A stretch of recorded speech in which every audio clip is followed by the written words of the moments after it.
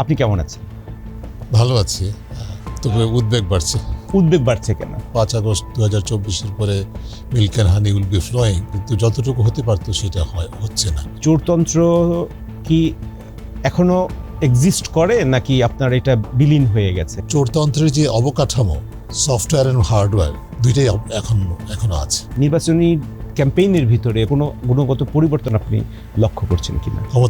শুধু ক্ষমতার জন্যই নির্বাচন, এই চর্চাটা কিন্তু দেখা যাচ্ছে। আমাদের রাজনীতির ক্যাপিটাল সবসময় ছিল মানি অ্যান্ড মাসল। পরবর্তীকালে আরও এর সাথে যুক্ত হয়েছে ধর্ম। মানি মাসল অ্যান্ড ধর্মভিত্তিক রাজনীতি, এখানে কিন্তু আসলে আদর্শ এবং জনস্বার্থের বিষয়টা কিন্তু সেকেন্ডারি। আনফর্চুনেটলি কালো অর্থ যে মৌলিক উপাদান হয়ে গেছে, এর সাথে ধর্ম যুক্ত হয়েছে, যে কারণে আসলে সুস্থ রাজনীতি কিন্তু কোণঠাসা। তাহলে মানি মাসল যখন বড় প্রভাব বিস্তার করে, সেই ইলেকশনটা কেমন হতে পারে? মূল ধারা রাজনৈতিক দলগুলো, তাদের তো অবশ্যই এখানে ক্যাপিটাল হিসাবে আসতেছে মানি। কাজে যারা অর্থ বিনিয়োগ করছেন নির্বাচিত হওয়ার জন্য, তারা তো চ্যারিটি করার জন্য নির্বাচন করছেন না, তারা তো মুনাফা করার জন্য নির্বাচন করছেন।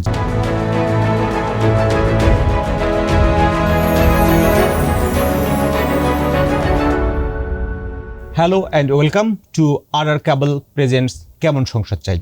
আর কাবেল বাংলাদেশের একমাত্র ইউএল এবং ভিডি সার্টিফাইড কেবল, যা A grade LME register copper ক্যাথোডে তৈরি এবং 100% ফ্লেম রিটার্ডেন্ট সম্পন্ন। আর কাবেল, ওয়্যারস উইদাউট ওয়ারিজ। আমাদের সাথে আজ অতিথি হিসেবে আছেন ট্রান্সপারেন্সি ইন্টারন্যাশনাল বাংলাদেশের নির্বাহী পরিচালক ইফতেখারুজ্জামান। ইফতেখারুজ্জামানের আরেকটা পরিচয় আছে, অন্তর্বর্তীকালীন সরকার গঠিত দুর্নীতি দমন সংস্কার কমিশনের প্রধান ছিলেন তিনি। সুপারিশ জমা দিয়েছেন, সুপারিশ বাস্তবায়নে কি অগ্রগতি আছে সেটা নিয়ে আমরা তার সঙ্গে একটু কথা বলবো। ডক্টর ইফতেখারুজ্জামান, আপনাকে আমাদের স্টুডিওতে স্বাগতম। ধন্যবাদ। আপনি কেমন আছেন? ভালো আছি, কমপ্লেন নাই, তবে উদ্বেগ বাড়ছে। উদ্বেগ বাড়ছে কেন? যেরকম প্রত্যাশা ছিল, আমি বলবো না, শুরুতে বলবো যে এমন না যে আমার স্বপ্ন ছিল 5 আগস্ট 2024-এর পরে milk and honey will be flowing, ঠিক না, সেটা না, কিন্তু বিশাল সুযোগ সৃষ্টি হয়েছিল। একেবারে কিছুই হয়নি সেটা বলবো না, কিন্তু যতটুকু হতে পারতো সেটা হচ্ছে না। যে ভিত্তিটা প্রস্তুত করার কথা ছিল রাষ্ট্র সংস্কার বিবেচনায়, যেটি আপনি শুরুতে আমার পরিচয় বললেন, যেটি আমাদের যেহেতু মূল উদ্বেগের জায়গাগুলো, প্রত্যাশার জায়গাগুলো, সেখানে আরও অনেক ভালো হতে পারতো। অন্তর্বর্তীকালীন সরকার অনেক ক্ষেত্রে আমি বলবো যে প্রত্যাশার তুলনায় প্রাপ্তিতে ব্যর্থ হয়েছে। এখন বলা যায় সারা দেশে আমরা আগে যেমন ইউজুয়ালি বলতাম যে নির্বাচনী উত্তাপ উত্তেজনায় কাঁপছে দেশ, কতটা কাঁপছে সেটা দেখছি আমরা পত্রপত্রিকায়, নির্বাচন প্রচারণায়।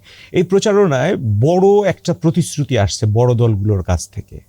একটা হচ্ছে আপনার দুর্নীতি দমন করা, চাঁদাবাজি বন্ধ করা।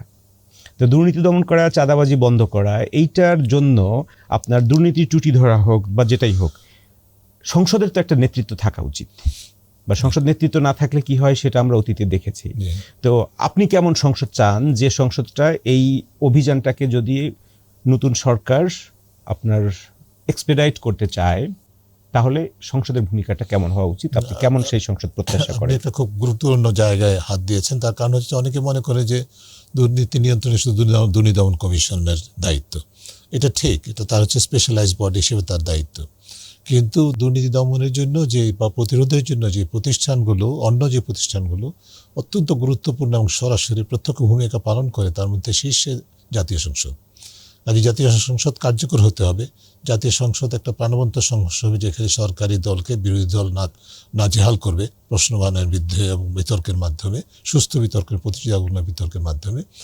এবং যে সংসদের যে মৌলিক ভূমিকা, আইন প্রণয়নের পাশাপাশি জনস্বার্থের প্রতিনিধিত্ব করা, কিন্তু তৃতীয় যে সর্বোচ্চ গুরুত্বপূর্ণ ভূমিকা, সেটা হচ্ছে জনগণের পক্ষে জনপ্রতিনিধিরা সরকারকে জবাবদিহি করবে।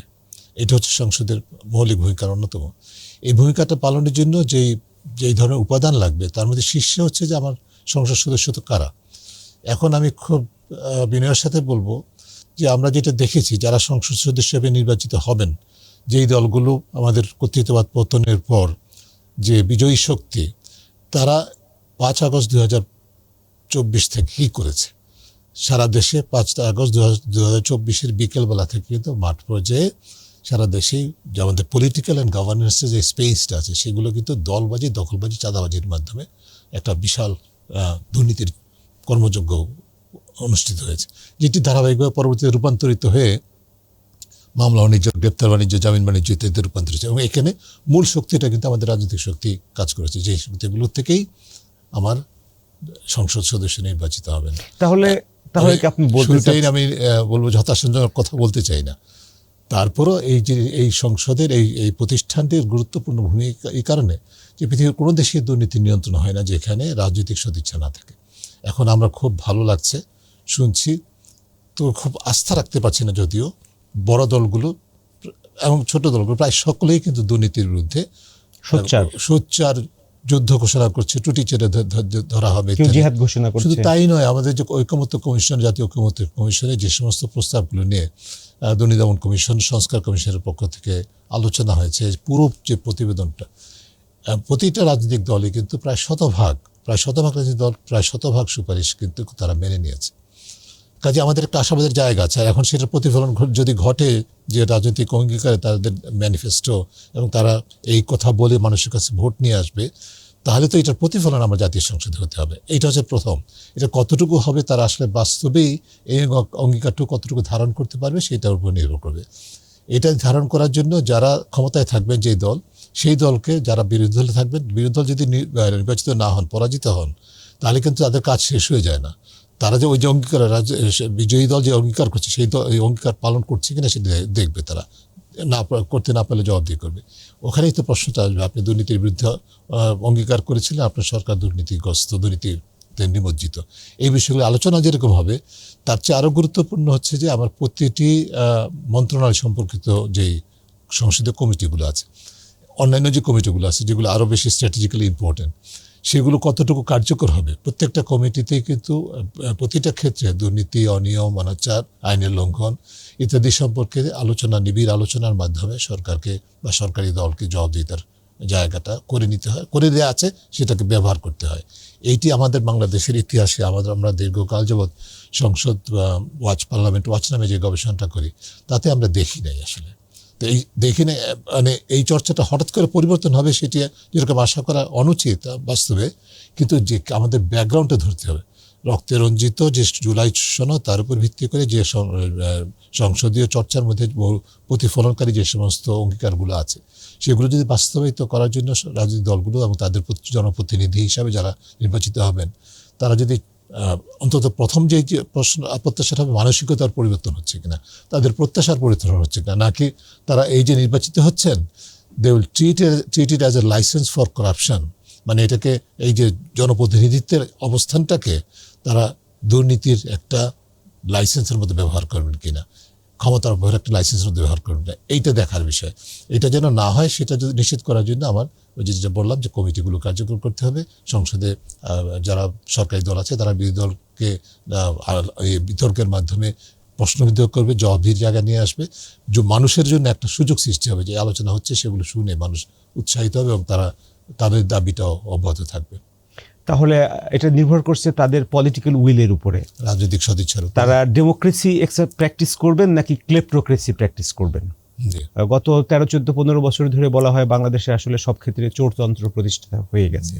সেই চোরতন্ত্র কি এখনো এক্সিস্ট করে নাকি আপনার এটা বিলীন হয়ে গেছে? না, চোরতন্ত্রের যে অবকাঠামো, সফটওয়্যার এবং হার্ডওয়্যার দুইটাই এখনো আছে। আমি ফ্র্যাঙ্কলি বলছি, সফটওয়্যার হার্ডওয়্যার মানে চর্চা জায়গাটা বা মানসিকতার জায়গাটা, যে এবং প্রতিষ্ঠানগুলো, আমি প্রতিষ্ঠানগুলোর কথা আগে বলি, যেমন জাতীয় সংসদের কথা বললো, জাতীয় সংসদ তো ছিল না, এটা কীরকম হবে সেটা দেখার বিষয়। অন্য যে প্রতিষ্ঠানগুলো আছে, রাষ্ট্রীয় প্রতিষ্ঠানগুলো, সেগুলোতে মানে যেই ধরনের সংস্কার হওয়ার প্রয়োজন ছিল কিছু কিছু হয়েছে, কিন্তু সার্বিকভাবে হয় না। সে বিস্তারিত আলোচনা হয়তো করতে পারবো না, কিন্তু তা সত্ত্বেও যেটা যতটুকু হয়েছে সেটা হচ্ছে ব্যক্তির পরিবর্তন হয়েছে, প্রাতিষ্ঠানিক চর্চাটার পরিবর্তন হয় নাই। সেকেন্ডলি যেটা হয়েছে সেটা হচ্ছে যে আমাদের রাজনৈতিক শক্তির মধ্যে যারা বিজয়ী শক্তি, তাদের মধ্যে আমি একটি মানে সিনড্রোম দেখতে পাচ্ছি একেবারে 5 আগস্ট থেকে, এবং এটা আমি লিখেছি, বলেছি আরও একাধিকবার, আজকে আপনার অনুষ্ঠানে বলছি। সেটা হচ্ছে এটা আমাদের পালা। আমরা এত বছর বাইরে ছিলাম, আমার সুযোগটা পাইনি, এত বছর সুযোগ থেকে বঞ্চিত করা হয়েছে আমাদেরকে।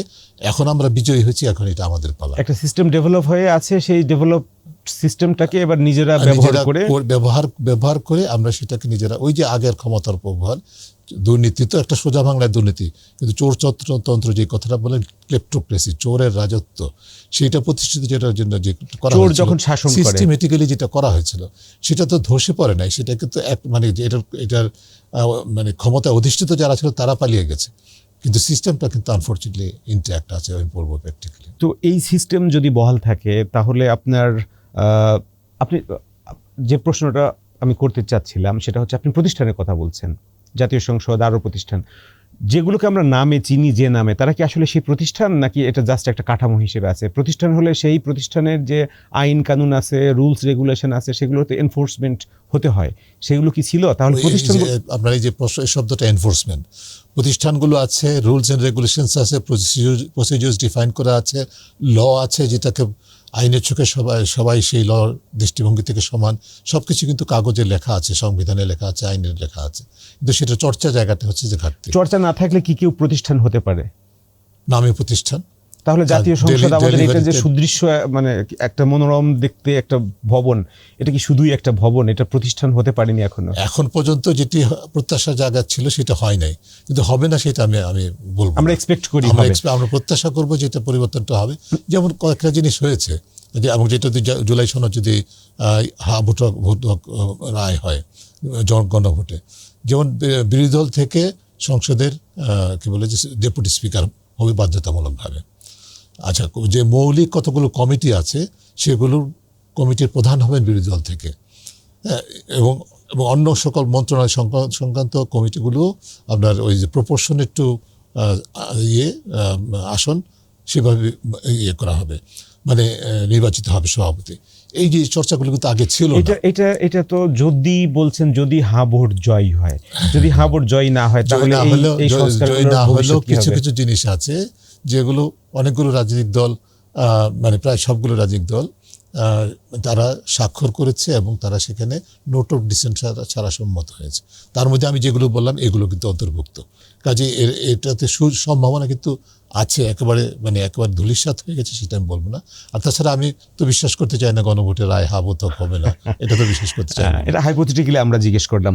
আপনি নির্বাচনী রাজনীতি পর্যবেক্ষণ করছেন নিঃসন্দেহে। নির্বাচনী রাজনৈতিক ধারা, রাজনৈতিক নেতৃবৃন্দর বক্তৃতা, বিবৃতি, তো এই আমরা যে গুণগত একটা পরিবর্তন এক্সপেক্ট করছি নতুন সংসদের কাছ থেকে, এই নির্বাচনী ক্যাম্পেইনের ভিতরে, প্রচার অভিযানের ভিতরে কোনো গুণগত পরিবর্তন আপনি লক্ষ্য করছেন কিনা? প্রথম দিকে একটু ছিল, গুণগত পরিবর্তন ছিল, একটু সুস্থ প্রতিযোগিতার বিষয় ছিল, পারস্পরিক আক্রমণটা কম ছিল।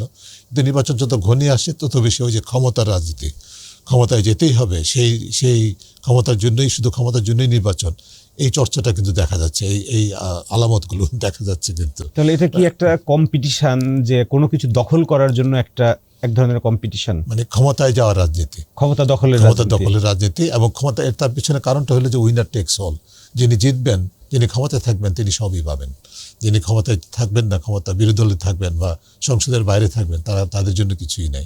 এই যে একটা চর্চা আমাদের প্রতিষ্ঠিত হয়েছে, তার থেকে উত্তরণ ঘটাতে হবে, সেটারই সুযোগটা আমাদের বৈষম্যবিরোধী আন্দোলন, জুলাই আন্দোলন করে দিয়েছিল। সেটা আমাদের কতটুকু আমরা পাবো সেটা রাজনৈতিক দলের উপরই, রাজনৈতিক নেতৃত্বের উপরই সবকিছু নির্ভর করে। আমি এখানে এই প্রসঙ্গে আরেকটু বলবো যে একদিক থেকে আমি আশাবাদী মানুষ ব্যক্তিগতভাবে, আমি জেনেটিক্যালি আশাবাদী নিজেকে মনে করি। সেটা না হলে আমি কাজ করতে পারতাম না, হয়তো অন্য কিছু করতে হতো। যাই হোক, সো আমার কাছে যেটা দৃশ্যমান সেটা হচ্ছে আমাদের রাজনীতিতে যে দুর্বৃত্তায়নের কথা আমরা সবাই বলি, এর পিছনে কারণটা কি? রাজনীতি হচ্ছে পাবলিক গুড প্রডিউস করে, জনকল্যাণে, মানে তারা পাবলিক ইন্টারেস্ট প্রডিউস করে। সেটা করার জন্য তার ক্যাপিটাল লাগবে। আমাদের রাজনীতির ক্যাপিটাল সবসময় ছিল মানি অ্যান্ড মাসল। সাম্প্রতিককালে আরও বেশি, আগেও ছিল, সাম্প্রতিককালে আরও এর সাথে যুক্ত হয়েছে ধর্ম। মানি মাসল অ্যান্ড ধর্মভিত্তিক রাজনীতি। এখানে কিন্তু আসলে আদর্শ এবং মানে জনস্বার্থের বিষয়টা কিন্তু সেকেন্ডারি, আনফর্চুনেটলি। যেই কারণে এই যে আপনি যে প্রতিযোগিতা, সুস্থ প্রতিযোগিতার আমরা যে সম্ভাবনার কথা বলছি, সেটা ক্রমাগতভাবে ক্ষীণ হচ্ছে, আরও বেশি বিকশিত হচ্ছে, যার আলামত কিন্তু আমরা শুধু নির্বাচনী রাজনীতি না, সার্বিকভাবে মানে কর্তৃত্ববাদ পতন পরবর্তী যে সময়টা আমরা দেখেছি রাজনৈতিক অঙ্গনে, সেখানে কিন্তু সেটা বিকশিত হতে দেখেছি। আপনারা প্রার্থীদের নির্বাচনী হলফনামা অ্যানালাইসিস করে আপনারা এর বিভিন্ন ক্যাটাগরি ডেটা রিলিজ করেছেন। তো এই প্রার্থীদের হলফনামা বিচার বিশ্লেষণ করে আপনার কাছে কি মনে হয়েছে, কেমন সংসদ গঠিত হতে যাচ্ছে, কারা নির্বাচিত হতে যাচ্ছে? এটা কয়েকটা জিনিস আর কি, যেমন আগের তুলনায় আমাদের তুলনামূলকভাবে তরুণ প্রার্থী বেশি।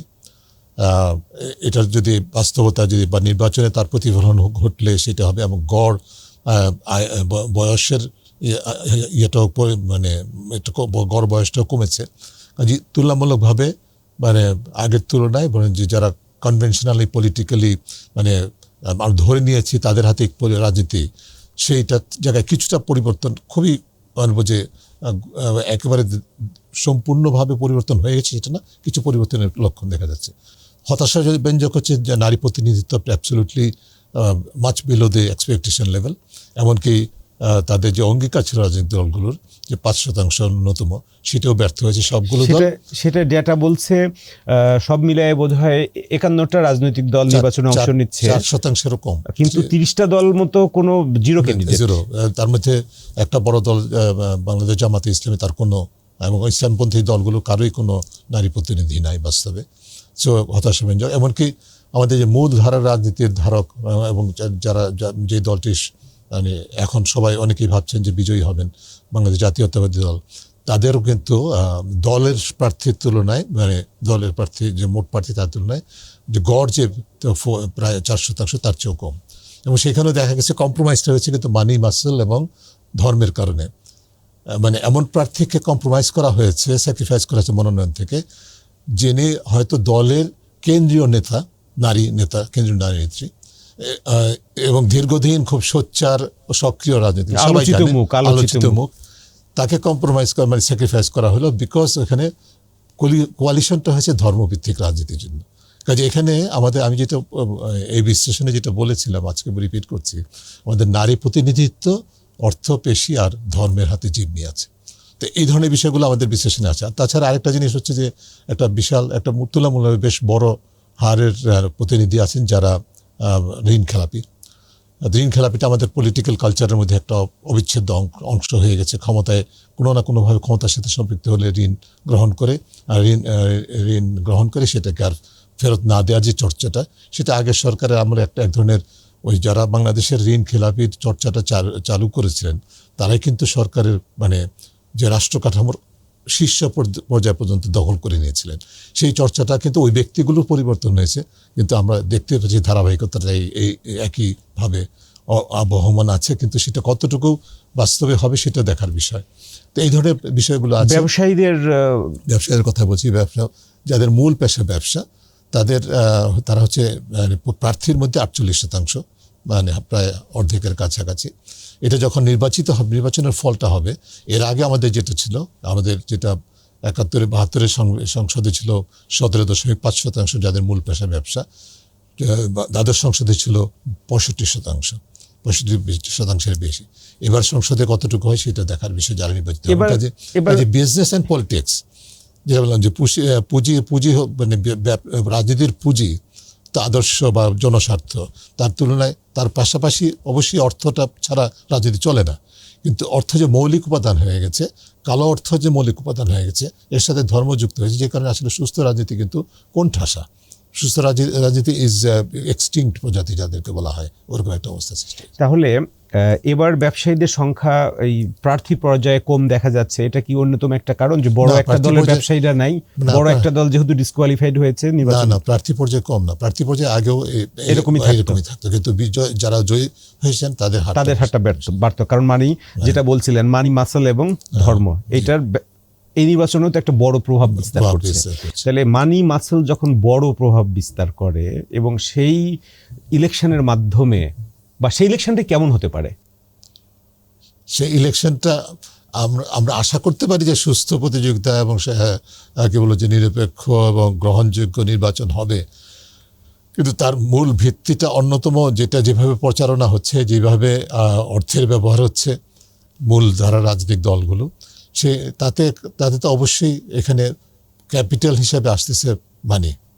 কাজে যারা অর্থ বিনিয়োগ করছেন নির্বাচিত হওয়ার জন্য, তারা তো চ্যারিটি করার জন্য নির্বাচন করছেন না, তারা তো মুনাফা করার জন্য নির্বাচন করছেন। যারা বলপূর্বক আদায় করছেন ক্যাম্পেইনের জন্য অর্থ ব্যবসায়ীদের কাছ থেকে, এমনকি অনেক ক্ষেত্রে সাধারণ মানুষের কাছ থেকে বলপূর্বক, মানে ক্রাউড ফান্ডিংয়ের নামে, তারা তো আসলে এই বিনিয়োগটা করছেন মুনাফা অর্জনের জন্য। কাজেই রাজনৈতিক অবস্থানটাকে যদি বাস্তবেই এই মুনাফার আঙ্গিকের দেখা হয়, তাহলে আমরা যে দুর্নীতি নিয়ন্ত্রণের কথা বলি, সুশাসনের কথা বলি, জনগণের অধিকারের কথা বলি, সেটা কিন্তু আসলে প্রত্যাশার জায়গাটা পূরণ করাটা খুব কঠিন হয়ে যাবে।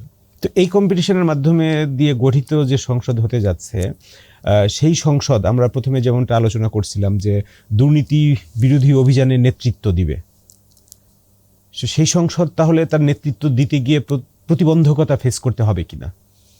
অবশ্যই আপনি ওই যে আঙ্গিকে আমরা তখন আলোচনা করলাম, তাতে যদি আমরা ধরে নিই যে আমরা যে কথাগুলি বলছি সেটাই যদি হয় বাস্তবে, তাহলে অবশ্যই সংসদের যে দুর্নীতি প্রতিরোধক বা সুশাসন কেন্দ্রিক যে ভূমিকা, সেটা সংসদ পালন করতে পারবে না। তবে আমি যেটা বললাম আগে, আশাবাদী হতে চাই, কারণ এই যে অঙ্গীকার করে তারা আসছেন, এই অঙ্গীকারটা আজকে এমন না যে গতানুগতিক একটা অঙ্গীকার, এটা অনেক ত্যাগের বিনিময়ে, রক্তের বিনিময়ে অর্জিত যে কর্তৃত্ব পতন পরবর্তী রাষ্ট্র সংস্কারের অংশ হিসাবে যে সংসদ গঠিত হচ্ছে, সেই সংসদের নেতৃত্বে যারা থাকবেন তারা এই বিষয়গুলো ভুলে যাবেন নির্বিকারভাবে, এবং জনগণ বোকা ভাববে, জনগণকে বোকা ভাববেন তারা, জনগণ সেটা মেনে নিবে, সেটা তো আশা করাটা কঠিন। হলফনামার যে তথ্যগুলো আপনারা বিশ্লেষণ করেছেন, হলফনামা যখন এটা চালু করা হয়, প্রথম চালু হয়েছিল 2018 নির্বাচন থেকে, এটার একটা উদ্দেশ্য ছিল যাতে ভোটাররা ক্যান্ডিডেট সম্পর্কে জানতে পারেন। কয়েকটা নির্বাচন এর ভিতরে আপনার একতরফা নির্বাচন হয়ে গেছে, 3টা নির্বাচন, সেখানে ভোটারদের আসলে প্রার্থীদের সম্পর্কে জানা অজানার কোনো বিষয় ছিল না। তারপরেও টিআইবি আমরা দেখেছি তারা ডেটা অ্যানালিসিস করে অনেক মানে চমকপ্রদ, মানে ডিসক্লোজার সামথিং ইনফরমেশন তারা প্রকাশ করেছে। তো এখন যে হলফনামার বিশ্বাসযোগ্যতা নিয়েও প্রশ্ন উঠেছে, তা আপনাদের অ্যানালাইসিসে হলফনামা কতটুকু এখন বিশ্বাসযোগ্য? বিশ্বাসযোগ্যতা আসলে বাস্তবে খুব কম। অনেক ফ্যাক্টরস আছে, কিছু তো আছে যে আপনার তথ্য গোপন করার বিষয়টা, কেউ দ্বৈত নাগরিকত্ব আছে, অনেকেই সেটা প্রকাশ করেছেন, কিন্তু অনেকে আবার প্রকাশ করেন নাই, নির্ভরযোগ্য তথ্য অনুযায়ী আছে সেটি, সম্পদের মালিকানা আছে দেশের বাইরে অথচ প্রকাশ করেন নাই, এই ধরনের বিষয়গুলো আছে, গ্রহণযোগ্যতার বিষয়টা আছে। এরকম বিশাল বড় ধরনের যে হেরফের, তার পাশাপাশি বাংলাদেশের মানুষ যেটা হয় যে আসলে কর ফাঁকির জন্য কিন্তু যত সুযোগ সুবিধা আছে সবগুলো কিন্তু মানুষ নেয়, এবং এই সুবিধাটা সাধারণত যেরকম এই ধরনের রাজনৈতিকভাবে বা অন্যভাবে যারা ক্ষমতার কাছাকাছি তাদেরকে বেশি নিতে দেওয়া হয়। কারণ এটার মধ্যে মূল্য অন্যতম যে প্রতিষ্ঠানটি জাতীয় রাজস্ব বোর্ড, তাদের সাথে মানে যোগসাজশের মাধ্যমে কর ফাঁকির বিষয়টা এক ধরনের স্বাভাবিক সংস্কৃতির অংশ হিসেবে দাঁড়িয়েছে।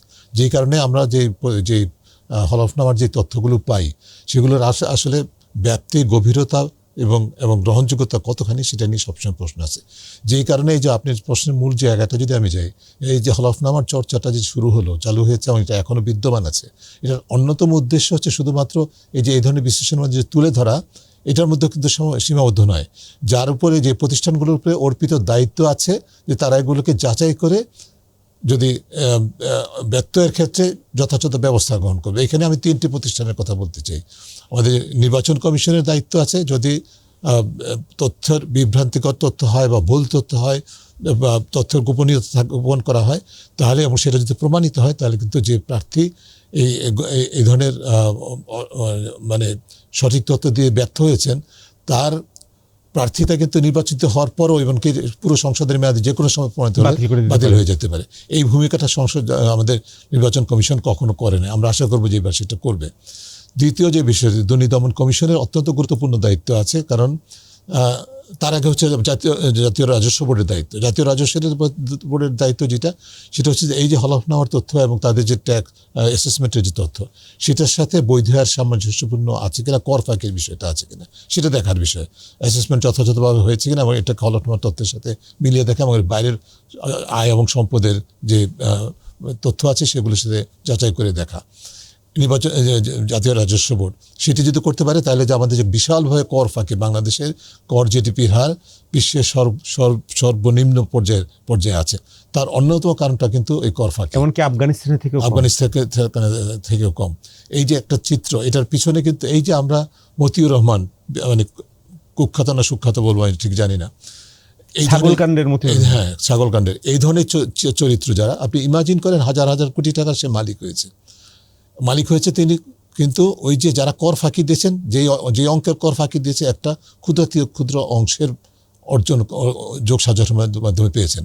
অর্থাৎ একজনের যদি 100 কোটি টাকা কর হয়ে থাকে, সে হয়তো ওই ব্যক্তিকে 5 লক্ষ টাকা কি 50 লক্ষ টাকা ঘুষ দিয়েছে। বাকি যে মানে 90 লক্ষ টাকা যে তার যে ফাঁকি দেওয়া হলো, সেটা তো রাষ্ট্রবঞ্চিত হলো। এই যে বিশ্লেষণটা, এটা কিন্তু আমার জাতীয় রাজস্ব বোর্ড করে না। এই যে হলফনামার তথ্যের মাধ্যমে এগুলো করা সুযোগ আছে, এবং সেটা যদি করে তাহলে আমাদের সেটা তো নির্বাচন শেষ হয়ে গেলেও করতে পারে, যে কারণ এটা তো আপনার হলফ করে দেওয়া ডকুমেন্ট। হলফনামার তথ্যটা আরেকটা এভিডেন্স দিচ্ছে যে এখানে আসলে বৈধের সাথে অসামঞ্জস্য। আর এই একই বিষয়টা কিন্তু দুর্নীতি দমন কমিশনের তার নিজস্ব আঙ্গিকে বিচার করার বা অনুসন্ধান করার অত্যন্ত প্রত্যক্ষ বিষয় আছে। কারণ এই যে মুহূর্তে আমার বৈধের সাথে অসামঞ্জস্যপূর্ণ সম্পদ আছে বলে প্রমাণিত হবে, সেটা কিন্তু দুর্নীতি। এই কাজটা দুর্নীতি দমন কমিশন এই হলফনামার তথ্যের উপর নির্ভর করে করতে পারে। আমরা যেমন গত নির্বাচনের সময় সমস্ত কনক্রিট এভিডেন্সেসগুলো আমরা দুর্নীতি দমন কমিশনকে, জাতীয় রাজস্ব বোর্ডকে তৎকালীন এবং নির্বাচন কমিশনকে প্রদান করেছিলাম আরও কনক্রিট এভিডেন্স সহ, কিন্তু সেগুলো নিয়ে কোনো ব্যবস্থা কিন্তু গ্রহণ করে নাই। এবছরও কি দিয়েছেন তাদের? তাদেরকে দেওয়া হবে, এবং সেটা আমরা আশা করি যে তার উপর ভিত্তি করে তারা কাজগুলো করবে। আমরা যেমনটা আলোচনা করছিলাম, তাহলে আপনার এই পরিস্থিতির ভিতর দিয়ে যে নির্বাচনটা হতে যাচ্ছে, সেই নির্বাচনে আপনার দুর্নীতি দমনের একটা বড় আশা বা কাজ করা হওয়া উচিত। কিন্তু আপনি যেমনটা বলছিলেন, আর এই নির্বাচনে যারা হিউজ পরিমাণে মানি ইনভেস্ট করছে, তারা তো এটার রিটার্ন পেতে চাইবে।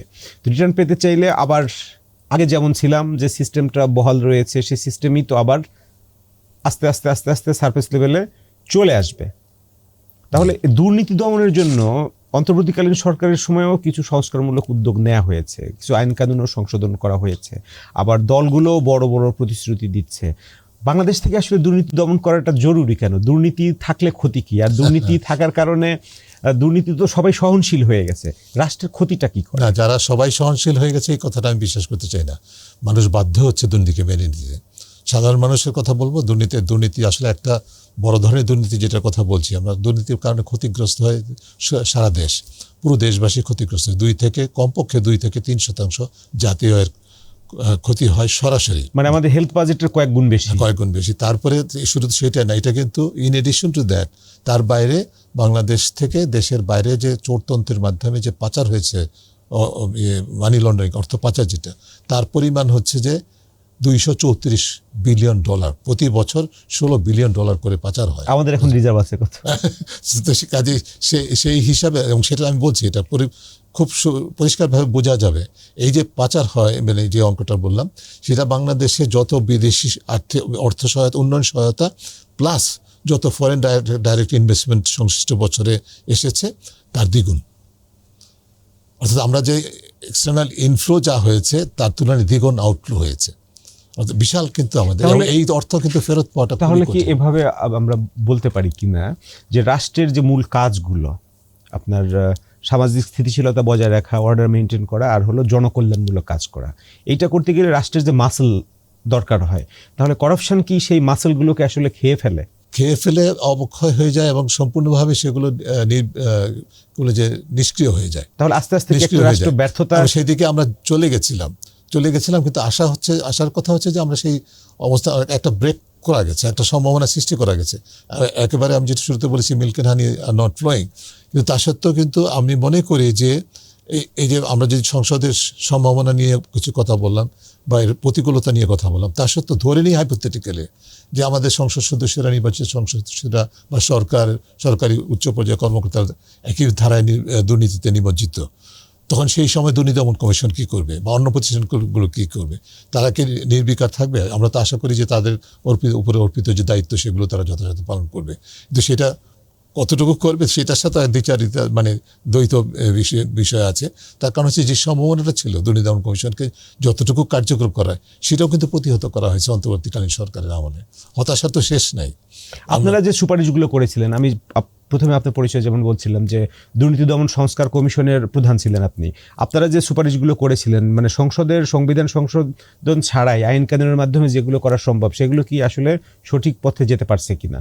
যতটুকু সঠিক পথে যাওয়ার সম্ভাবনা ছিল, কিছুই হয় না তুলনামূলকভাবে। আমি স্পেসিফিক্যালি বলি যে প্রথম হচ্ছে যে দুর্নীতি দমন কমিশনের, সংস্কার কমিশনের যে প্রস্তাবনাগুলো ছিল, অন্য কমিশনেরগুলোর মতোই আমাদের কিছু প্রস্তাবনা, সিংহভাগ প্রস্তাবনা আশুকরণীয় নামে একটা ক্যাটাগরি করে সরকারকে দেওয়া হয়েছিল, সরকার চেয়েছিল, যেগুলো অন্তর্বর্তীকালীন সরকারের সময় এক্সিকিউটিভ অর্ডার, অর্ডিন্যান্স এবং সংশ্লিষ্ট প্রতিষ্ঠানের ভূমিকার মাধ্যমে প্রতিপালন বা বাস্তবায়িত হয়ে যাবে।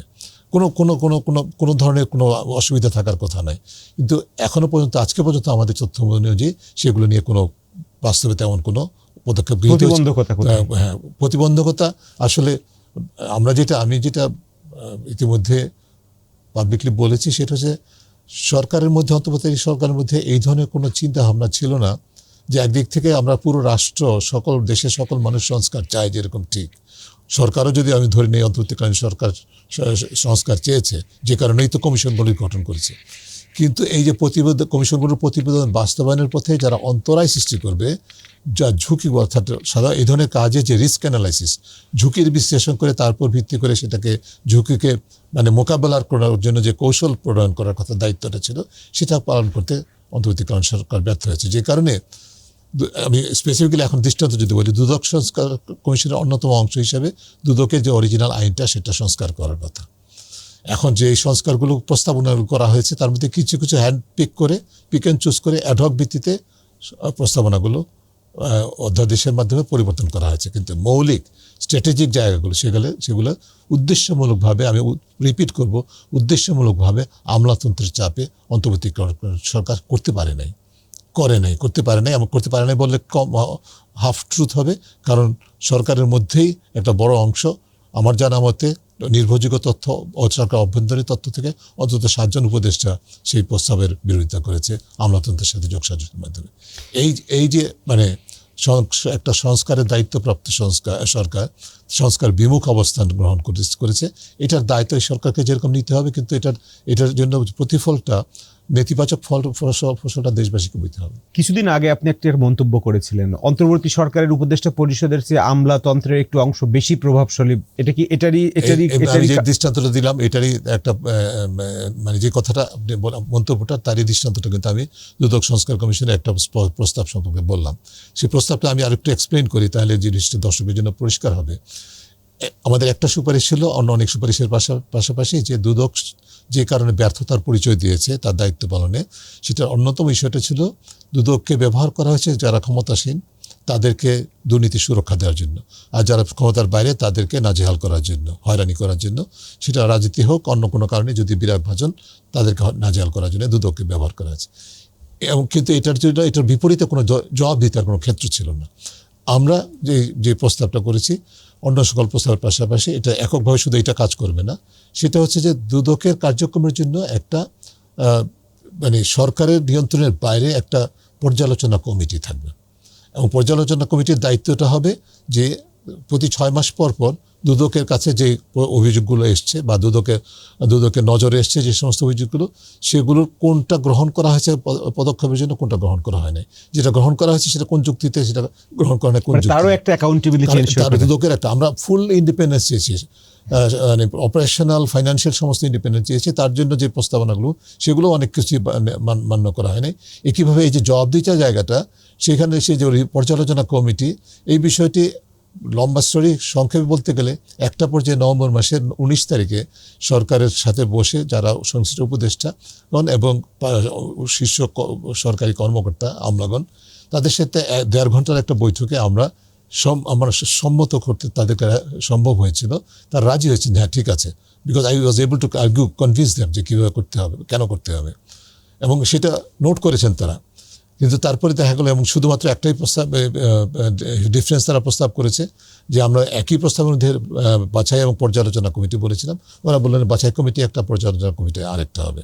ফাইন, আমাদের একই প্রিন্সিপাল, একই পলিসি, একই প্রসিডিউর হবে, আমরা অ্যাগ্রি করেছি। কিন্তু দেখা গেল যে পরবর্তীতে সেই প্রস্তাবটা বাতিল করা হলো, এবং সেটা উপদেষ্টা পরিষদ 7 জন উপদেষ্টা সেটাকে সমর্থন করলো, বাতিল করার পক্ষে অবস্থান নিল, যে কারণে সেটা হয়নি। এই যে সংস্কার, কেন এই কারণেই বললাম যে সরকারের ভিতরে যে উপদেষ্টা পরিষদ বা মন্ত্রী পরিষদ, সরকার রাষ্ট্র পরিচালনার সবচেয়ে পাওয়ারফুল বডি। এই বডিটা কি সিদ্ধান্ত নেবে, কোথায় স্বাক্ষর করবে, কোনটা স্বাক্ষর করবে, কোনটা স্বাক্ষর করবে না, এই সিদ্ধান্তটা কিন্তু এই বডিটা নেয় না। আমি কনভিন্সড এটা নেয় আমাদের আমলাতন্ত্র, যারা মোর পাওয়ারফুল, প্র্যাকটিক্যালি। তাহলে আমরা রাজনৈতিক দলগুলোর পলিটিক্যাল উইল নিয়ে প্রশ্ন তুলি, মানে নিশ্চিত হতে পারি না। এই সরকারের তো পলিটিক্যাল উইলের কোনো ঘাটতি থাকার কথা ছিল না। নিশ্চয়ই, আমি সেই জন্য বলছি হতাশার জায়গাটা সেই ঘাটতি কারণে। থাকার কথা ছিল না। আবার যে চোরতন্ত্র গড়ে উঠেছিল এবং আপনি যে চোরতন্ত্র এখনো বজায় আছে, তার যতগুলো পিলার আছে, তার ভিতরে ওয়ান অফ দ্য পিলার হচ্ছে আমলাতন্ত্র। Right. সেই আমলাতন্ত্রের পিলার যদি এখনো ওই রকম মজবুত থাকে, তাহলে আপনার বাংলাদেশের দুর্নীতির ভবিষ্যৎ কি আসলে? অন্ধকার। যদি এটা এই অবস্থায় মজবুতই থাকে এবং আরও যদি মজবুত হয়, তাহলে তো অবশ্যই অন্ধকার। কারণ হচ্ছে যে রাজনৈতিক দুর্নীতি, ব্যবসায়িক দুর্নীতি কোনো অবস্থায় বা অন্য যে কোনো খাতের দুর্নীতি আমলাতন্ত্রের অংশীদারত্বের বাইরে হয় না, প্লেইন অ্যান্ড সিম্পল।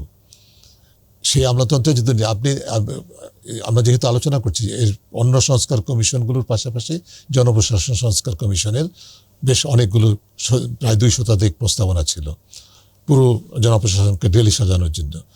খুবই আদর্শ সেটা নয়, তার সাথে অত্যন্ত গুরুত্বপূর্ণ প্রস্তাব ছিল।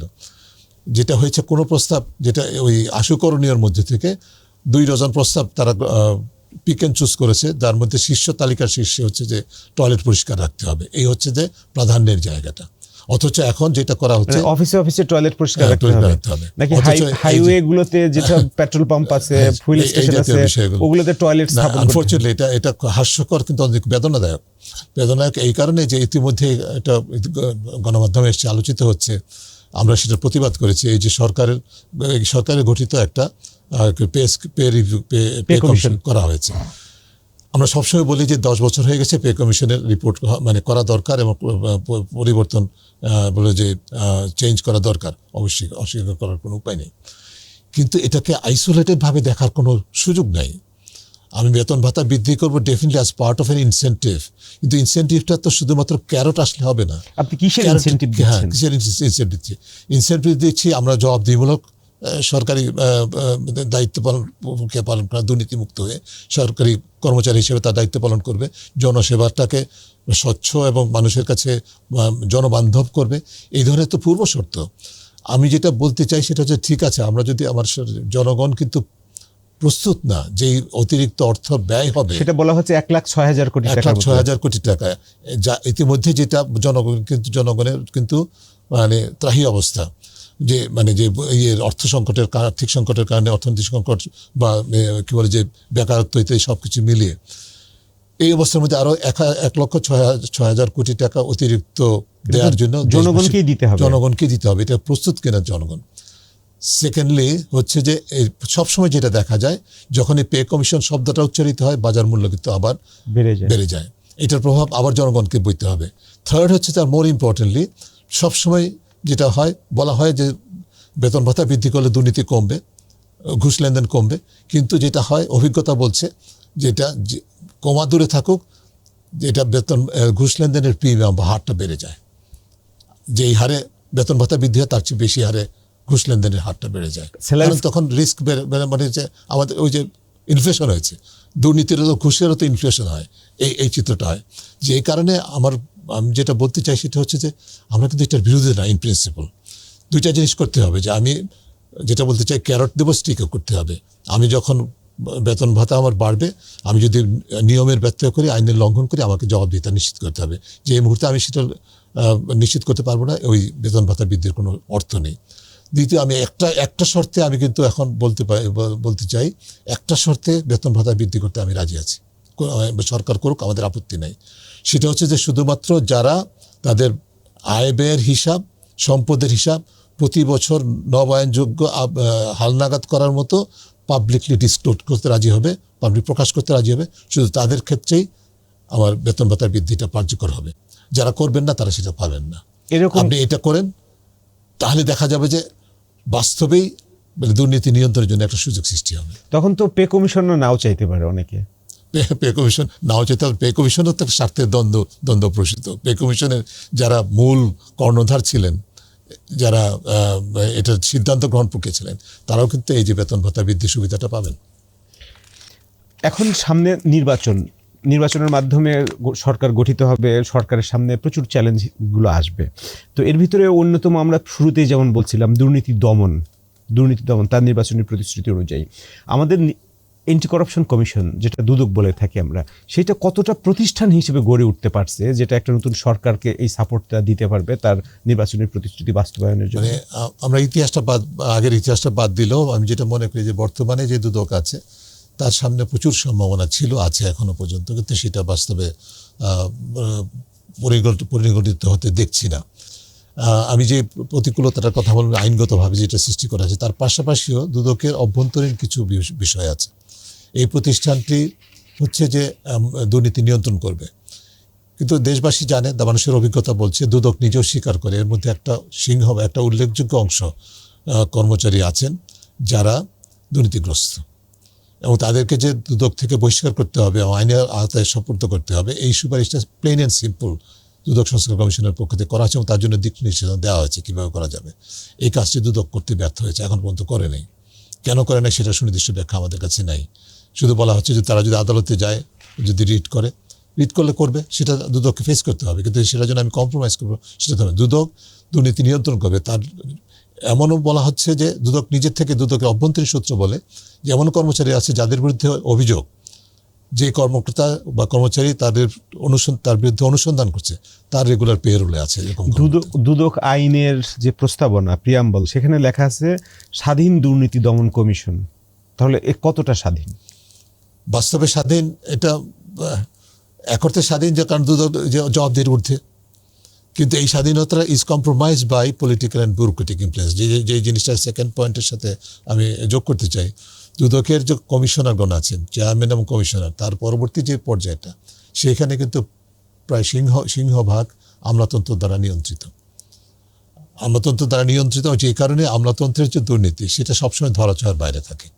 এবং এই যে জিম্মি করে রাখা, এই দশাটার পরিবর্তনের জন্য আমাদের সুনির্দিষ্ট সুপারিশ ছিল যে 10%, সর্বোচ্চ 10%। আমরা চাই না যে আমলাতন্ত্র থেকে কেউ আসবে না, যাদেরকে নিয়োগ দেওয়া হবে তাদের দুদক যদি সম্মত হয় অ্যাকসেপ্ট করতে, তাদেরকে নিয়োগ দেওয়া হবে, কিন্তু সেটা 10%-এর বেশি হবে না।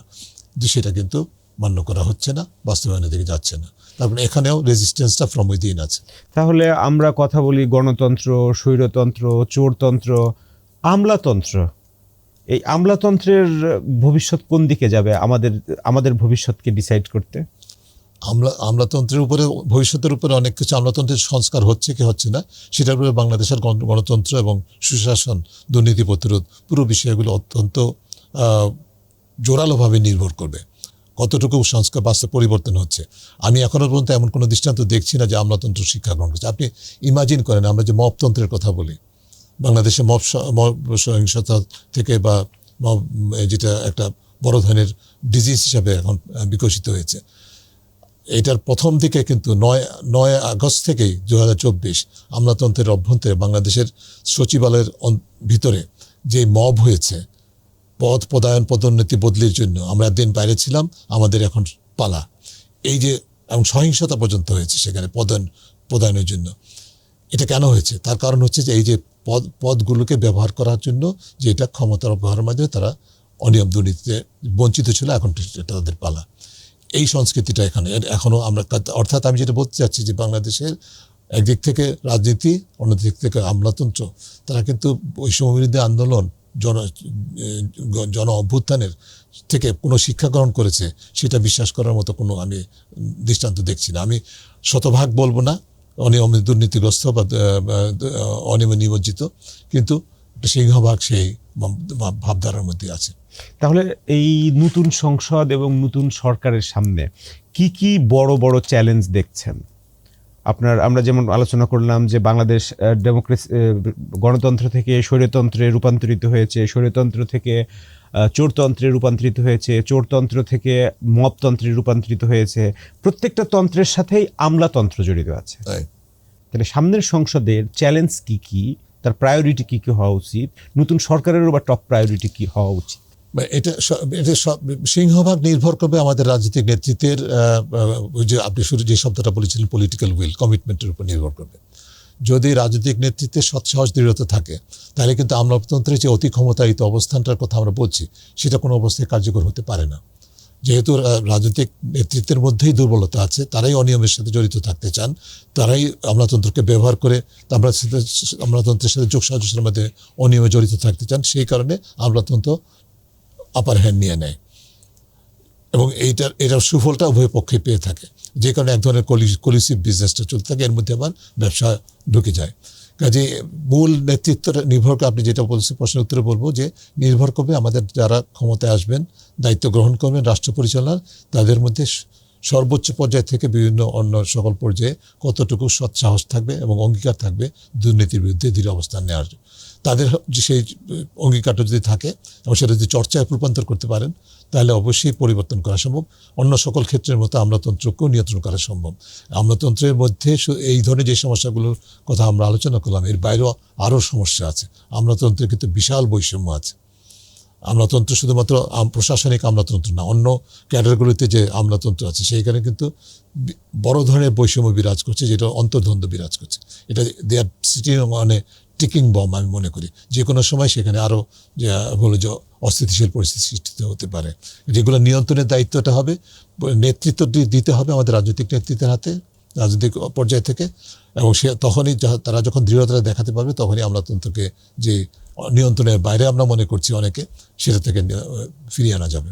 ডক্টর ইফতেখারুজ্জামান, আমাদের সময় দেওয়ার জন্য আপনাকে ধন্যবাদ। আপনি ভালো থাকবেন, নিরাপদে থাকবেন। Thank you. দর্শক, আজ এ পর্যন্তই। আমাদের সাথে থাকার জন্য আপনাদের ধন্যবাদ। আপনারা ভালো থাকবেন, নিরাপদে থাকবেন।